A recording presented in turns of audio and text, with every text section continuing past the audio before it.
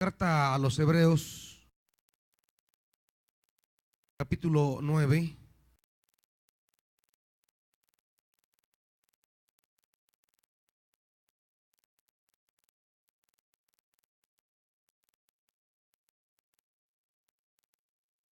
Dice la escritura, carta a los Hebreos, capítulo 9.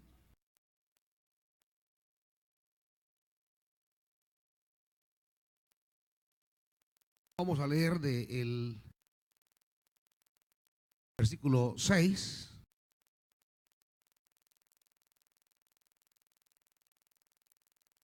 ¿Lo tienen, hermanitos?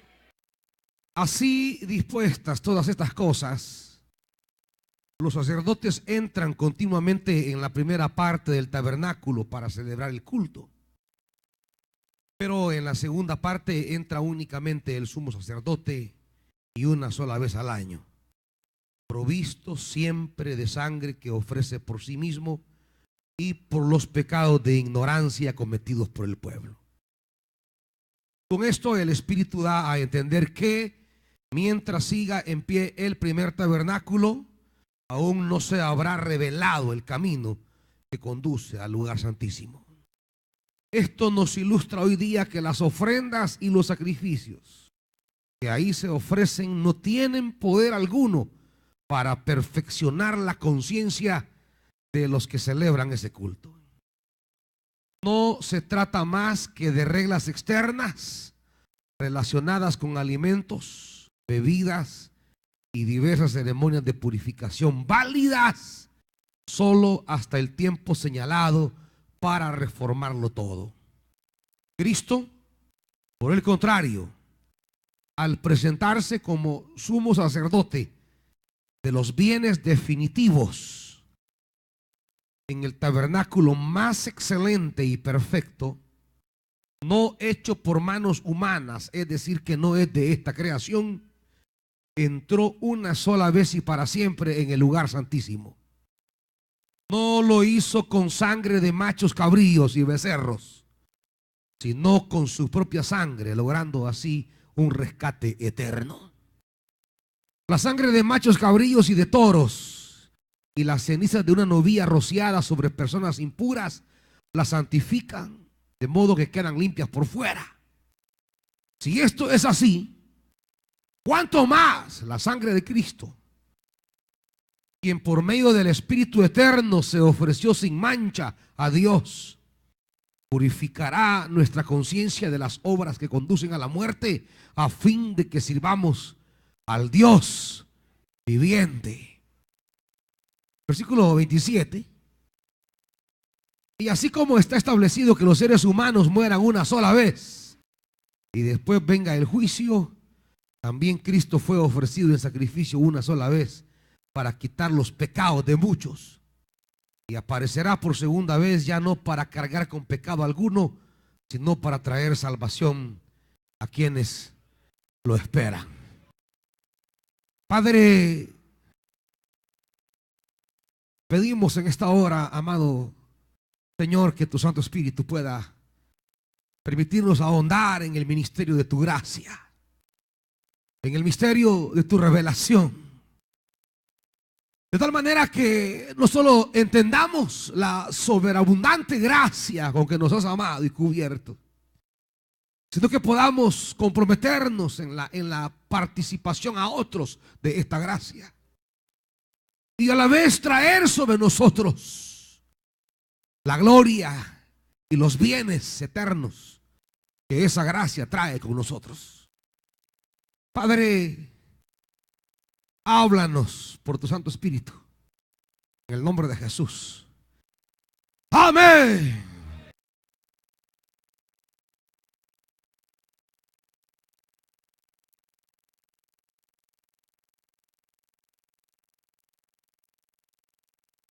La escritura de esta hora, amados hermanos,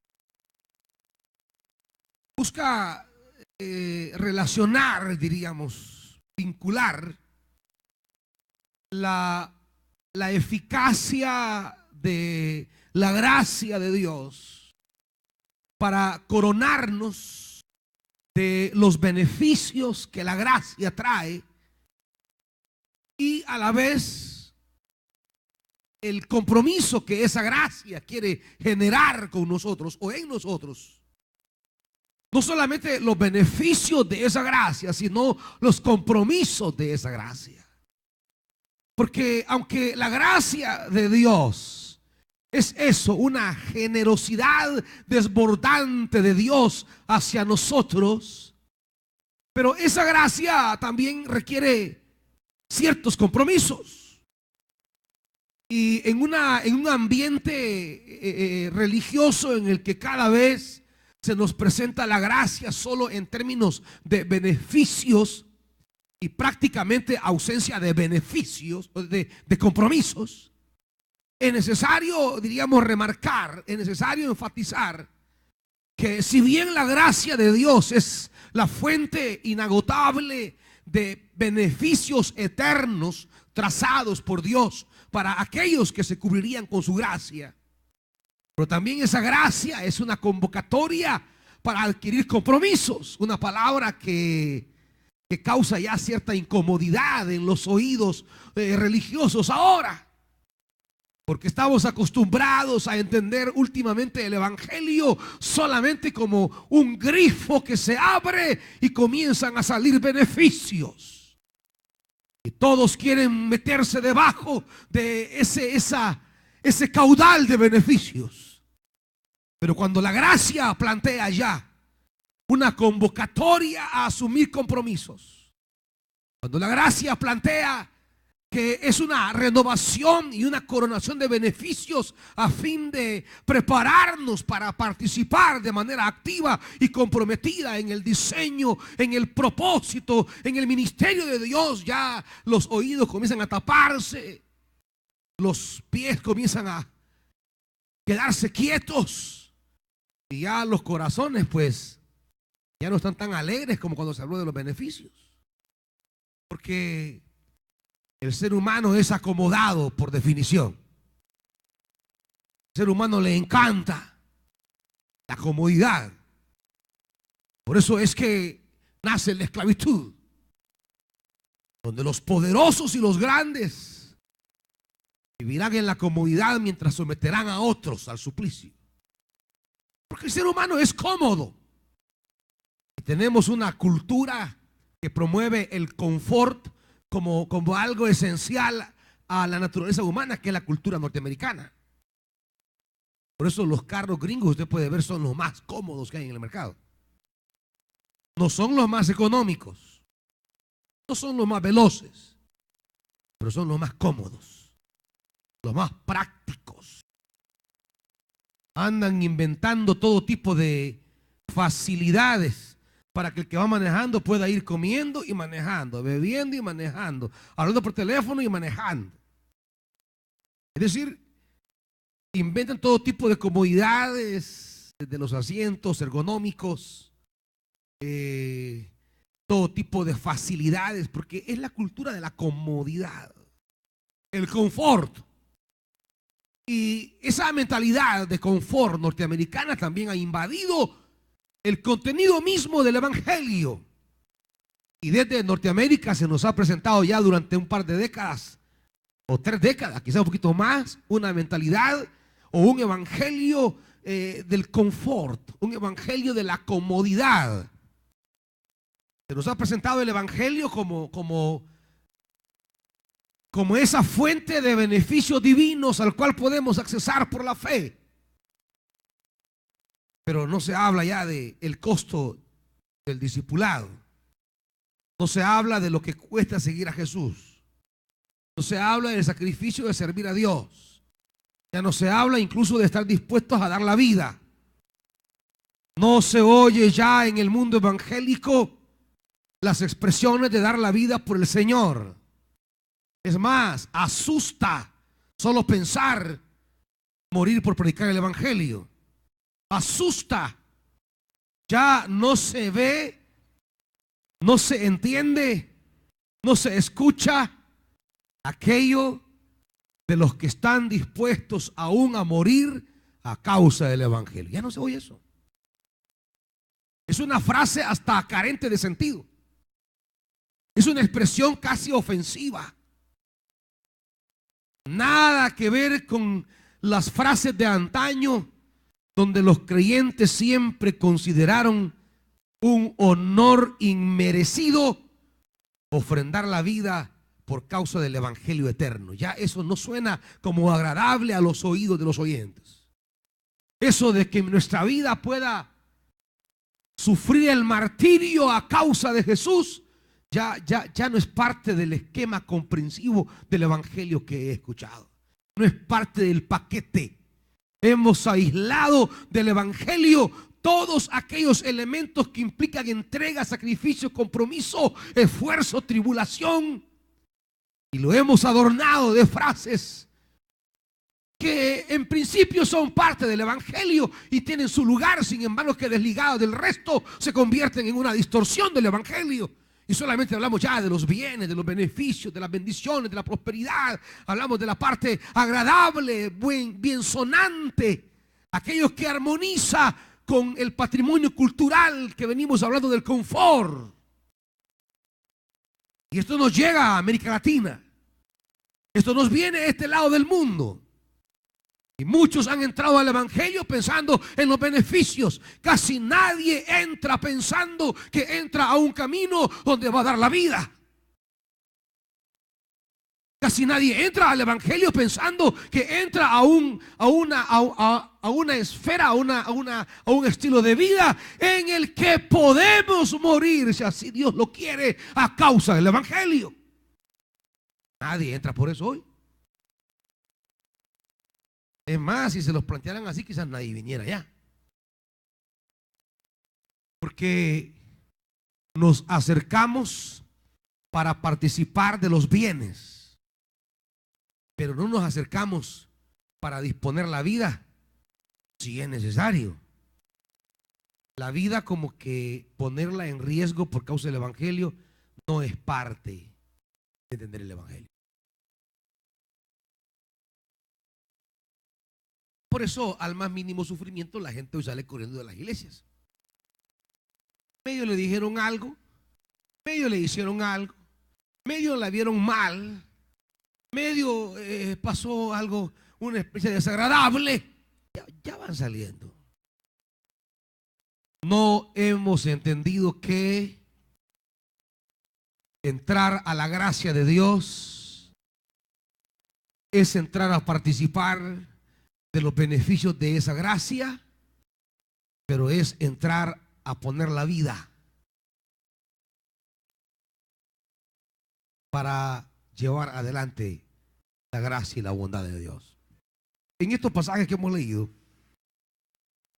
el autor está ensalzando o planteando la superioridad del ministerio sacerdotal de Cristo por encima del ministerio sacerdotal del templo. La superioridad de Jesús como sumo sacerdote y la mayor profundidad y la mayor extensión que trae como bendiciones el ministerio sacerdotal de Cristo, muy por encima del ministerio sacerdotal del templo.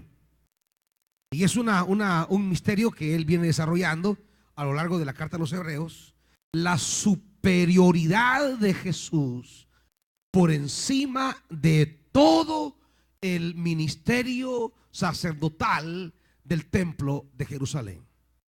La persona y la obra de Jesús como superiores a todo el sistema litúrgico y sacrificial que se llevaba a cabo en el templo de Jerusalén. Por encima del sacrificio de los machos cabríos, por encima de la pomposidad y extravagancia y la ceremoniosidad impactante del sumo sacerdote, por encima de la belleza arquitectónica del templo, por encima de todo eso que la religión ha levantado, el autor propone que el ministerio de Jesús es superior. Fíjese bien que esto no es una cosa meramente pasada. Lo que está planteando el autor a los hebreos es que ante el ministerio de Jesús no hay templo que valga o que sea más importante que ante el ministerio de Jesús. No hay pomposidad religiosa que le supere. Digo esto porque una tentación de la religión es convertirse ella misma en centro de gravedad de la fe. La religión siempre tiene la tentación y la gente siempre tiene la inclinación de seguir en pos de religiones pomposas, impactantes, extravagantes. Lo que estamos planteando aquí en Hebreos no es simplemente judaísmo y cristianismo, no. Estamos hablando de la religiosidad en la que se cae y de cómo muchas veces llegamos a ser creyentes apegados a sistemas religiosos y nos olvidamos de la superioridad del ministerio y del llamamiento de Cristo Jesús. Fíjense bien lo que estamos planteando. Los creyentes, a quienes se les denominan los hebreos, habían seguido el mensaje del evangelio, pero luego se sentían atraídos hacia a ese fenómeno muy impactante que es la religión. La religión construye templos preciosos, son impactantes. Y como los templos impactan, los líderes religiosos son amantes de construir monumentos arquitectónicos. Como los templos atraen la atención, los templos captan la visión de las personas, y a la gente le encanta comprometerse con templos, aunque no necesariamente con la obra de Dios, que es el ministerio de Jesús. Porque usted le dice a una gente que si se quiere comprometer con algo material, o a la gente le gusta, se siente quizás perpetua o que será parte del templo si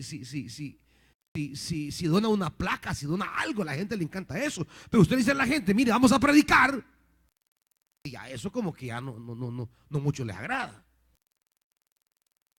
Es decir, nos gusta hacer donaciones para visibilizar la materialidad, pero no nos gusta entregar la vida, donar la vida en pro de la causa del evangelio.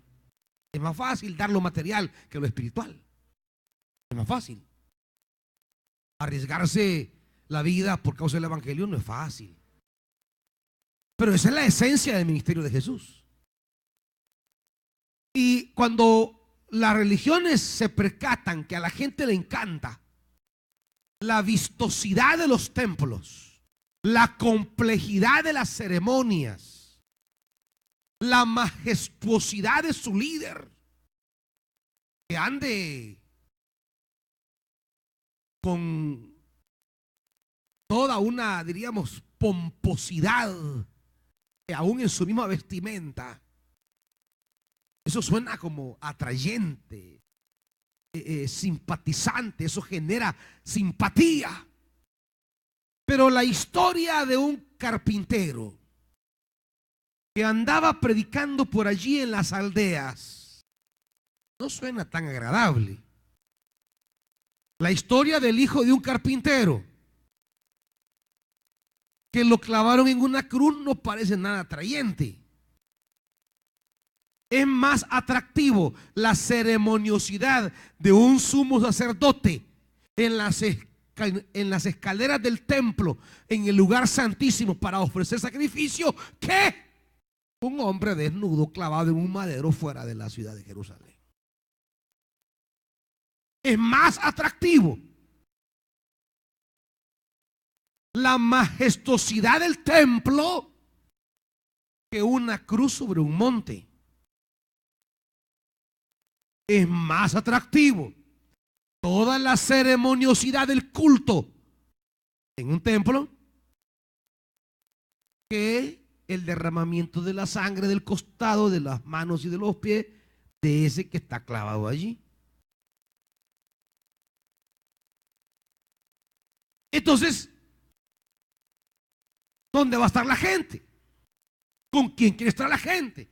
Pues con esta ceremoniosidad, preciosura del templo, qué belleza, es una... Y la gente le encanta estar allí en ese ámbito de importancia y de nobleza.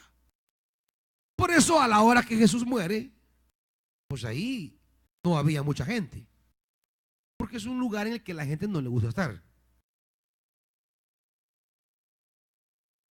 Su madre, el discípulo amado, dice el cuarto evangelio, y una que otra mujer estaban al pie de la cruz. No había mucha gente. Porque es más lindo estar sentado en la comodidad de una butaca del templo que estar de pie ante la cruz. La cruz no parece nada agradable. Y eso es lo que el autor de Hebreos quiere plantearnos. La religión le encanta producir fenómenos religiosos atractivos. A la religión le encanta producir símbolos religiosos simpáticos. Es decir, le provocan simpatía a usted. La religión siempre será visto como la productora de símbolos, prácticas, ritos fantásticos, casi de fantasía, que atraen a los creyentes. El ministerio de Jesús, al cual se le va a denominar el evangelio, no parece ser tan atractivo. Y la tarea de la iglesia, con el paso del tiempo, ha sido darle continuidad a la práctica religiosa de querer producir una cara atractiva del evangelio. Y este es el gran error que hemos tenido en el país. Convertir lo evangélico en atractivo. Para hace unos 40 años, donde ser evangélico no era tan atractivo como es ahora. Ser evangélico no era tan vistoso como lo es ahora. Hoy ser evangélico ha llegado al nivel de parecer no tener mayor significado. Lo evangélico hoy ha llegado a ser parte de la nueva religiosidad salvadoreña, ya casi como de la cultura salvadoreña, ya casi patrimonio cultural de América Latina. Ya ser evangélico no representa una visión distinta de la vida. Ser evangélico ya no significa una manera de asumir en la vida retos, desafíos, una manera de ser, una manera de comportarse, una manera de vivir, una manera de obrar, una manera de pensar, una manera de sentir, una manera de hacer. Ya no.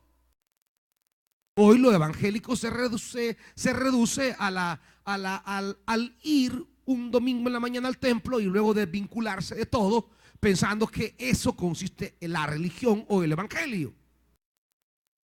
Ya cuando se nos plantea un evangelio en el cual la vida queda esclava del llamado de Dios en Cristo Jesús, cuando se nos plantea que el evangelio es una renuncia a nuestra comodidad y que pueda que tengamos que llegar a ofrendar la vida a causa de vivir o predicar el evangelio, pues ya nos parece agradable.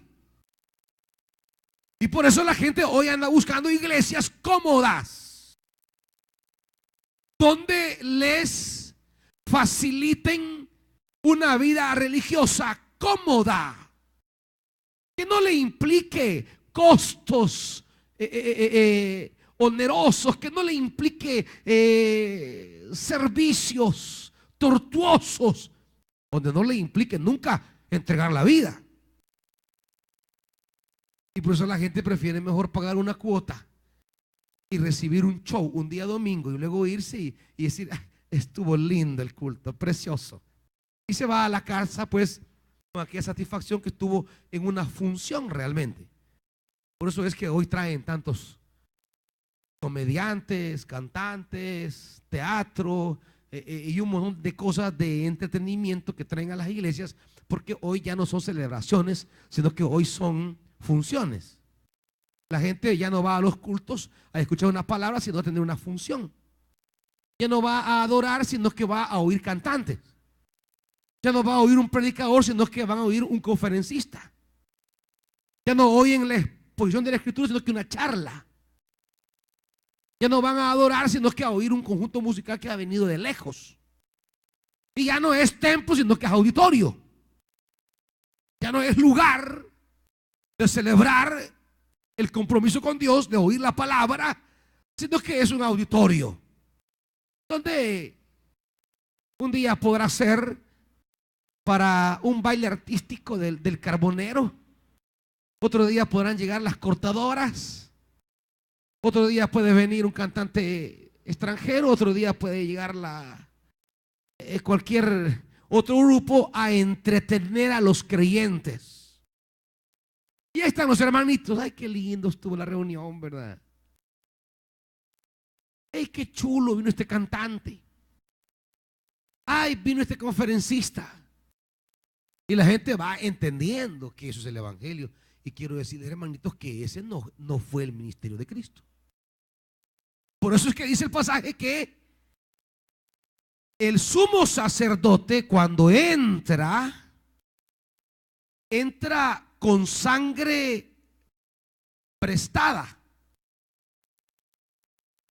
Cuando dice que en el versículo 13, ¿sangre de qué lleva el sacerdote?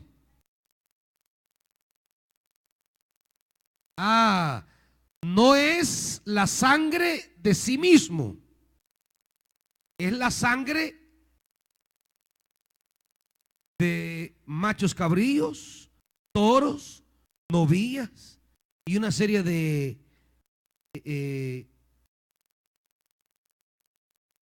ritos. Porque esa es la religión. La religión no se presenta a sí misma. La religión presenta sacrificios prestados. El sumo sacerdote no presenta su sangre, presenta sangre prestada. ¿Está bien? Y es bonito hacer ceremonia con sangre prestada, siempre y cuando no toque mi vida, todo está bien. Siempre y cuando no me ponga en riesgo, todo está bien. En tanto no implique ponerme en peligro, está bien. Pero el versículo 12 habla de el sacrificio de Jesús. ¿Qué presentó Jesús? ¿Qué presentó Jesús? ¿Lo están leyendo, hermanos? No lo hizo con sangre de machos cabríos y becerros, sino dice con su propia sangre, logrando así un rescate eterno con su propia sangre. Evangelio no es la comodidad de entrar a ofrecer sacrificio con sangre prestada. Evangelio es presentarse delante de Dios con su propia sangre. Evangelio no es evangelio de la comodidad, sino el evangelio de su propia sangre, suya, hermanito. Por eso dirá más adelante en el capítulo 12,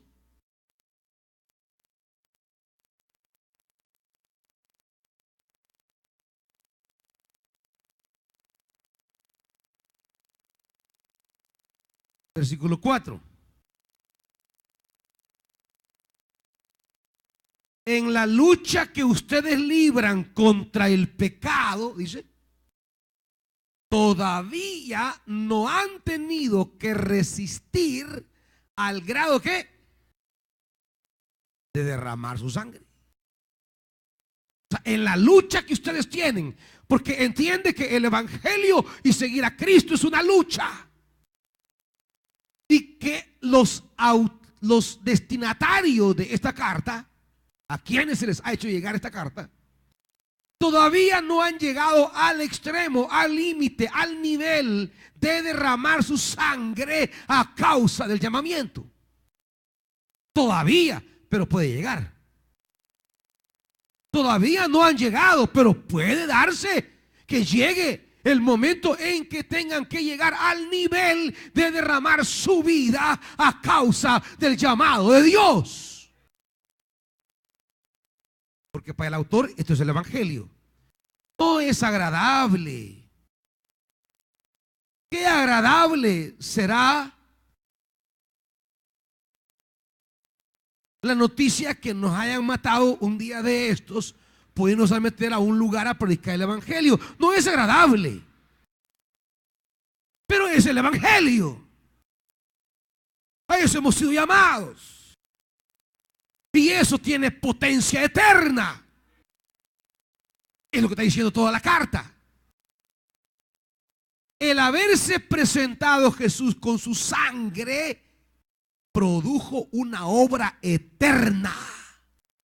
Y cuando estoy dispuesto a participar de ese camino de Jesús, que es el evangelio, eso también tiene importancia eterna. Quizá por predicar el evangelio tenga que morir un día de estos. Pero ¿cuánto es lo que dejaré de vivir? 15, 20, 30, no mucho, 40 años quizás. ¿Y qué serán 40 años que deje de vivir comparados con la gloria eterna que viene a causa de la fidelidad? No es nada, no es nada. 40 años es nada, hermanos. Es decir, lo que dejaremos de vivir a causa del evangelio no es nada comparado con la fidelidad y los bienes eternos que tendremos. Por eso dice el versículo 9, mire. Cristo, versículo 11. Por el contrario, al presentarse como sacerdote de los bienes venideros, en el tabernáculo más excelente y perfecto, los bienes definitivos, dice la NBI, ¿verdad? ¿Lo tienen ahí? Hay bienes definitivos. ¿Por qué les quiero decir que todos los bienes que podamos tener en esta vida y que tanto nos afligen no son definitivos? ¿Está viendo? Todos los bienes que a veces tanta aflicción nos dan, tanta preocupación nos traen, todos los bienes que en esta vida a veces nos angustian, y todos aquellos bienes que a veces captan la atención total de nuestra vida, quiero decirles una cosa, hermanitos, no son definitivos. Todo, cualquier bien que en esta vida podamos llegar a obtener, esto es temporal. Por eso la Reina Valera traduce venideros. Es decir, porque esos son los que duran para eternidad. Cualquier patrimonio que hoy lleguemos a tener en esta vida, todo es efímero.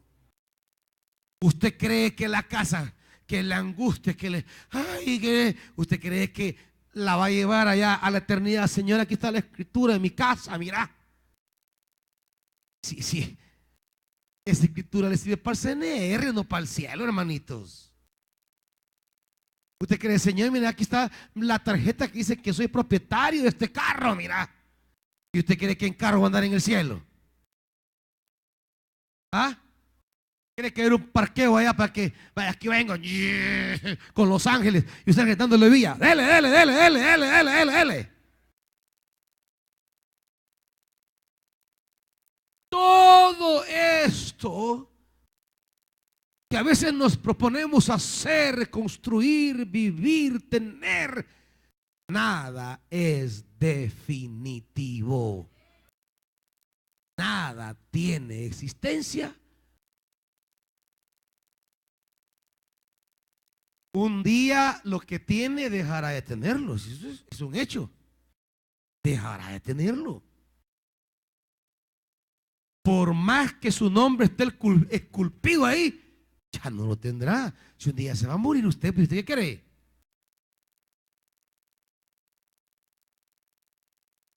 Un día, por lo que usted se esfuerza, lucha y deja de orar y deja de leer la Biblia y deja de servir y deja de trabajar, un día será de otro. Si ni bien se ha muerto el cliente, y ya están peleándose los hijos como perros y gatos por el pedacito. Si ni bien lo acaban de sepultar y ni han puesto la lápida y ya vendieron lo que usted les dejó.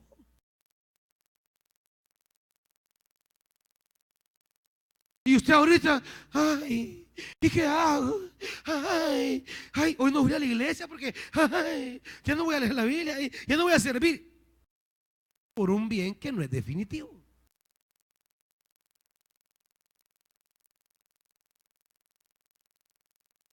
La obra de Cristo, el sacrificio de Cristo, se efectuó de tal manera que sus bienes son eternos. No solo disfrutamos de su gracia y su bondad ahora, sino que el mejor disfrute lo tendremos en la eternidad. Por eso deje de estarse sintiendo menos porque no tiene lo que tiene otro, hombre. No digo que no haga esfuerzos y luche por alcanzar algún estado de vida vivible, pero tampoco esté agonizando de que, ay, ay, por lo que no tiene. Si todo esto aquí, toda pertenencia material ahora es temporal. Es temporal. Los bienes eternos, los que sí quiero tener, es eso que dice el Evangelio. Mi Padre les asignará. Esa pertenencia sí la quiero yo, hermanito. Cuando habla Jesús de la recompensa, de la asignación del Padre, mi Padre les entregará potestad sobre. Ese sí quiero yo, hermanito. Porque ese será imperecedero. La honra que el Padre dará en la eternidad, esa sí será gloriosa, firme. Ahí no será cosa de CNR ni de hacer tracen. Ahí será su mano gloriosa poniendo en firme sus bienes eternos, hermanito. Por eso en esto no es que queramos morir ni que andemos buscando la muerte, pero tampoco la marginamos como parte esencial de nuestro compromiso con el Señor Jesucristo, porque caminamos de cara a lo eterno y porque a los que dejemos aquí siguiendo y perseverando en el camino de Dios, les veremos allá. No se preocupe. ¿Entienden? Un día seremos despertados, porque la muerte es solamente un dormirnos, pero habrá un eterno despertar.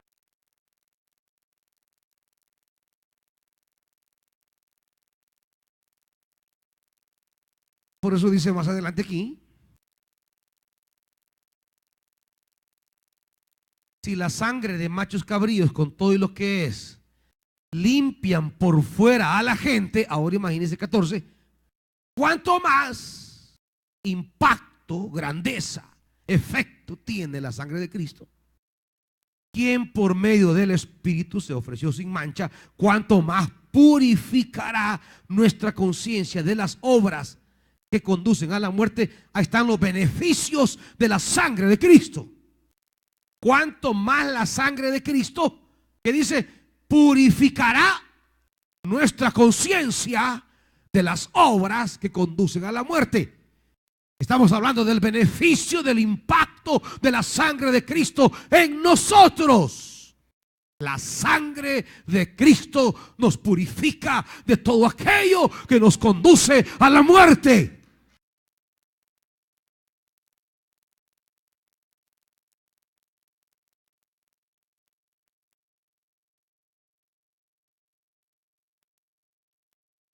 Pero no solamente son beneficios de la sangre de Cristo. No lea la última frase del versículo 14. A fin de que, hermanitos,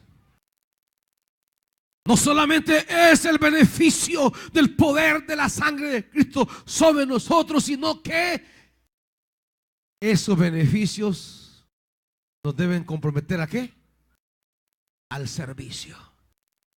El servicio como parte esencial de aquellos que han sido beneficiados por la gracia de Dios. Diríamos, el servicio a Dios es la señal visible de que auténticamente alguien ha sido cubierto por la sangre del pacto eterno en la cruz. Ha alcanzado redención. ¿Cuál es el signo visible? Tendríamos que ir creando nuevas simbologías para hablar de nuestra salvación. Porque hay quienes piensan que el bautismo es la señal visible de haber alcanzado esa gracia de Dios. O participar de la cena del Señor. Y hay gente que es bautizada, participa de la cena del Señor y no hace nada. Alguien me decía un día: ¿y ustedes por qué no hacen con frecuencia la cena del Señor? ¿Y quieren saber mi respuesta? Porque para los que nos hemos educado en la visión bíblica de Betania, más que la Santa Cena o más que el bautismo, la señal de la obra de Dios en nosotros es el servicio. Por eso la gente no entiende cómo es que estamos tan metidos en tantos volados. La Santa Cena, fácil. Ahí llegan todos a sentarse. Hasta se lo ponen, ni siquiera se levanta el cliente a traer el pan. Se lo llevan ahí sentadito. Le llevan la copita. Vaya chichi, cómase el pancito y va a hacer la copita. El bautismo. ¿Y qué significa muchas veces eso ahora en el mundo evangélico? No. En un ambiente donde día a día se va diluyendo la sobriedad y la profundidad del evangelio entre nosotros, emerge el sacrificio como el signo visible de haber experimentado auténticamente la obra de Cristo en nosotros. ¿Están entendiendo esto, hermanitos? Esto no es comida suavecita, no es Herbert. Es carne. Somos portadores de una convicción bíblica. Betania es una iglesia en la cual el servicio es la señal distintiva que efectivamente hemos sido alcanzados por la gracia de Dios. Que no solo vea cómo llevan su vida cristiana algunos hermanitos en sus iglesias, a cómo servimos al Señor en la iglesia. No lo compare. Y la gente dice que no entiende. No los entiendo a ustedes. Que van para la conexión, que van para la columna, que van para allí columna, que van para la noche de héroes, que van para el congreso, que van para buenas nuevas, que van para buenas nuevas en diferentes lugares, que van para el renuevo, que van para chiquilazamiento, que van para lanzamiento. ¿Qué les pasa? Es que el servicio para nosotros es el propósito de haber sido redimidos. Es el signo visible de la obra del Espíritu en nosotros. Sí, es bien fácil ser cristiano y no servir en nada. Son tan atadas de creyentes que entran por las puertas de los templos y no hacen nada. ¿Cuándo han predicado? ¿Qué es lo más elemental? Lo más elemental de alguien que ha recibido la gracia de Dios. Es lo más elemental, lo más básico. El ABC de los compromisos cristianos es transmitir la palabra a otro. Eso no lo hacen.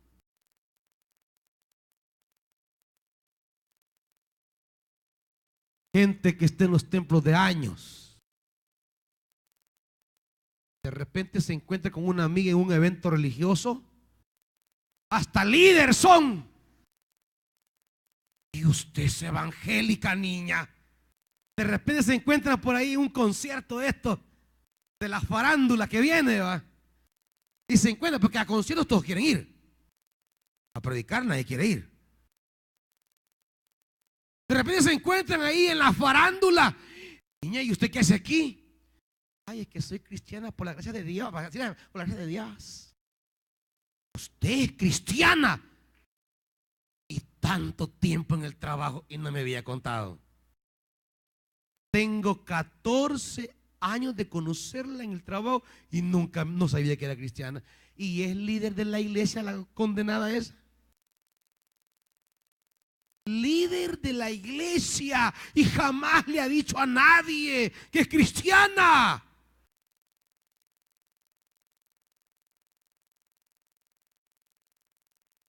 ¿Eso qué es? Puede haber gente así hoy día en las iglesias.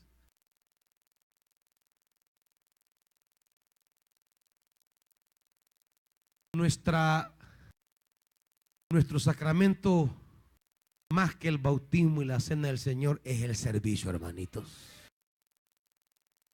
El servicio a Dios. Ahí nos encontramos con Dios. Por eso cuando le dice Dios a Moisés, ve a liberar a mi pueblo y os será por señal que serviréis en este monte. La señal que yo los he sacado de Egipto es que serviréis en este monte. Termino aquí, hermanitos. Versículo 15. Por eso Cristo es mediador de un nuevo pacto, para que los llamados reciban la herencia eterna prometida.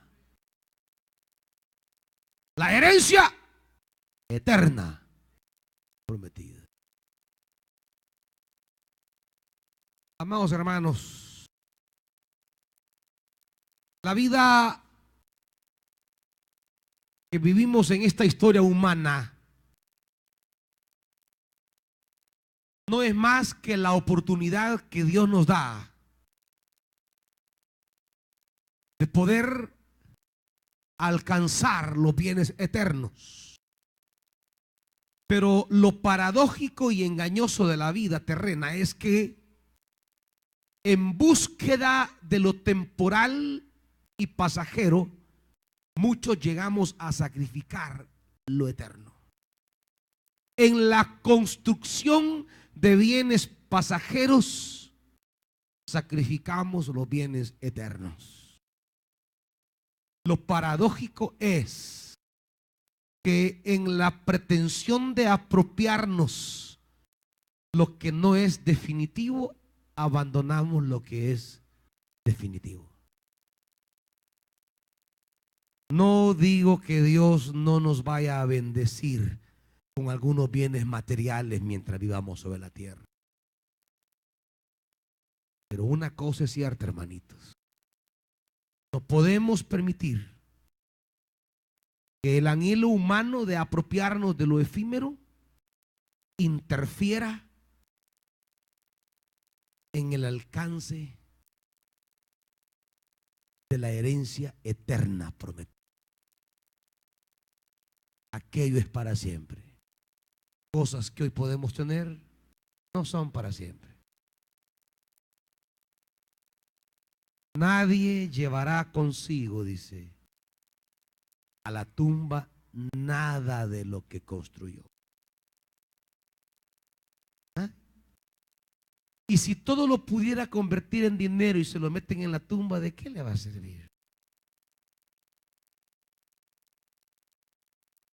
Por eso, vea conmigo el Salmo y aquí cierro ya, hermanitos.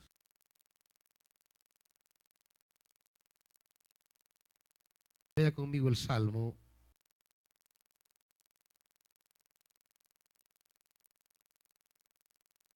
Salmo 49.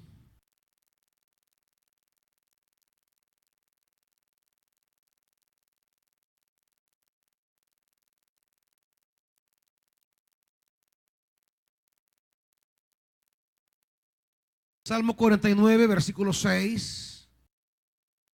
Temeré a los que confían en sus riquezas y se jactan de sus muchas posesiones.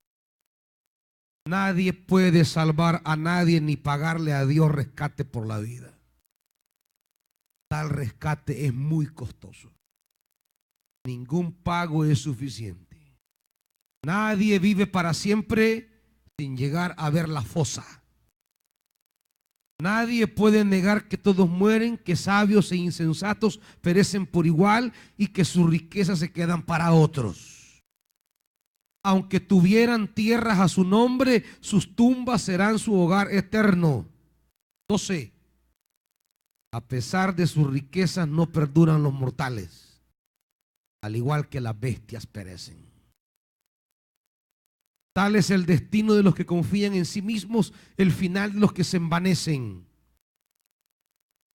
Como ovejas destinadas al sepulcro, hacia allá conduce la muerte. Sus cuerpos se pudrirán en el sepulcro, lejos de sus mansiones suntuosas. Por la mañana los gobernarán los justos, pero Dios me rescatará de las garras del sepulcro y con él me llevará. Amados hermanos, el servir al Señor no solamente es el sello visible que Él me ha alcanzado por su gracia, sino que es el camino para participar de los bienes eternos. Pónganse de pie, hermanitos.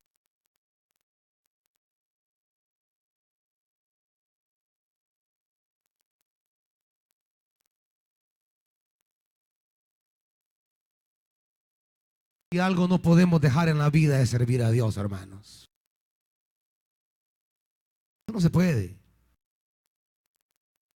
No solo es signo visible y sello de lo que hemos recibido de Dios, sino que es el camino para participar de los bienes que Él selló en la cruz. Y esos bienes nadie se los quitará. Padre, mantener firme la bandera del servicio no es fácil. En un mundo donde todo parece conspirar por arrebatarnos la gloria del servicio, queremos decirte en esta hora que aquí estamos para avanzar un año más comprometidos en servirte. En medio de las olas, en medio de los vientos, en medio de tempestades, en medio del valle, en el desierto. Queremos decirte que este año queremos mantener firme aún más el glorioso camino del servicio. Porque siervos somos